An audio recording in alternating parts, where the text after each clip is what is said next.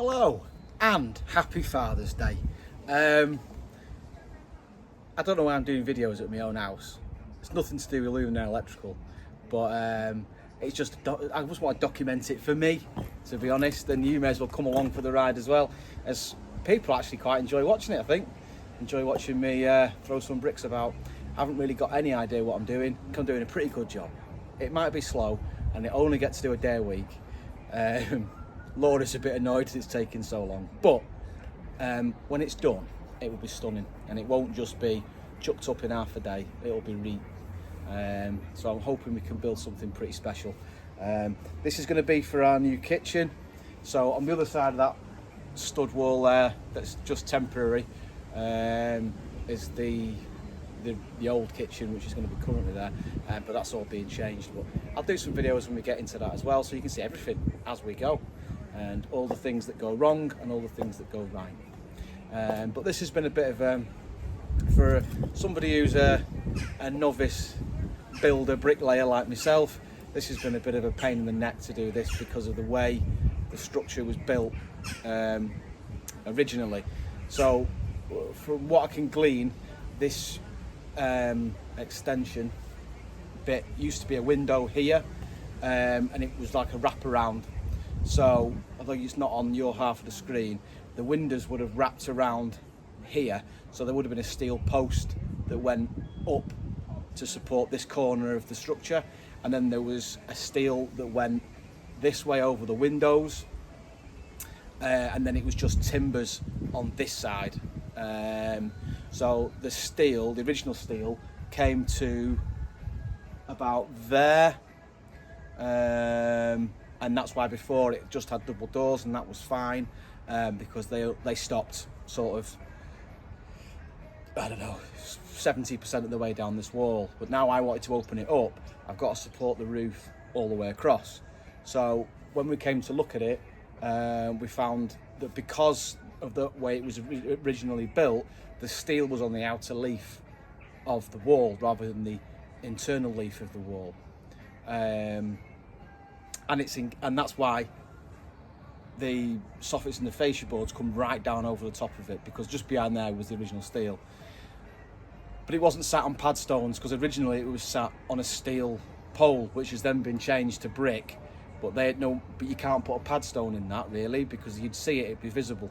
So we've knocked that down, started again, well, built up internally, some new pillars, and then chucked a pad stone on. And then me and Tony wrestled in the new steel not last weekend, because I was at the stag do, the weekend before, on top of there. So that was the first problem fixed, that was the solution. But then the next problem was, I need somewhere to screw the doors to. Now there was nothing there. There's nothing there now, because the original steel's gone. So Tony said what you could do, well, originally we were going to put a Cacnic lintel in actually.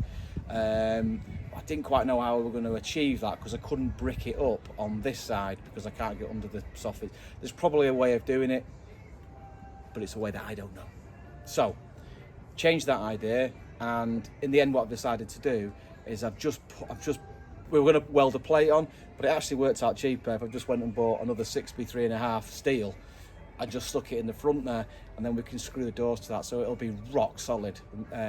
What I didn't want to do is put timber in there, because timber will expand and contract in the different temperatures, and you know how damp or dry the air is around it, and it might expand a little bit. So I didn't want bifold doors to be underneath something that's got that can expand and contract, and then the doors get sticky. So yeah, but anyway, today I'm gonna finish bricking up that corner where I toothed out, and there's also a couple of bricks that are broke, so that's peachy.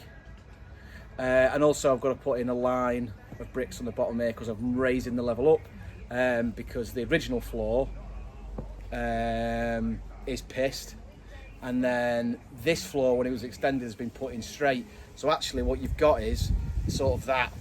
So where the table is like this. Now I could correct that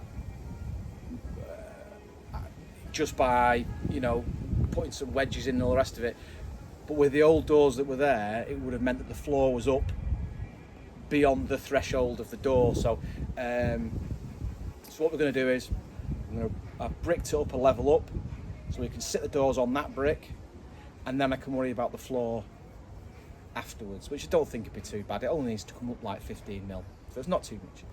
And I reckon I can just wedge that, and we can sort the let's take all the boards up, and then we'll have to adjust the joists, but I reckon we can get there and just shim it, be all good.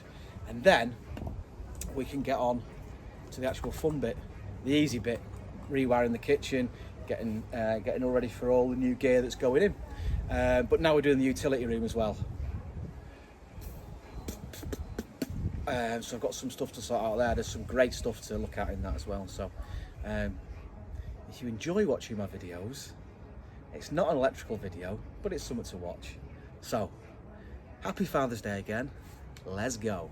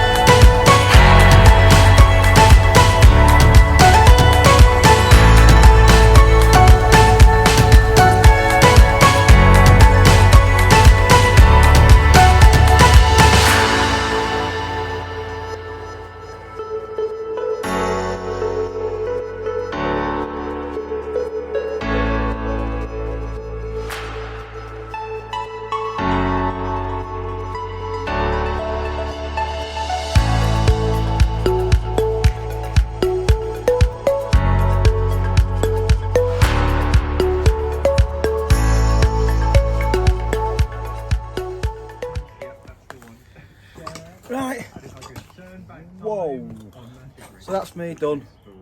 I've got that bricked up and I've had enough. It's time for me tea. So, I'll see you back here when we do the next bit, but I've got a day off next week, I think, or I might fill it. Laura will go mental, but I got too much work on, and I've got this to do as well. So that's the end of the week. It's almost the end of Father's Day, and we'll see you back here for part 3. Let's go.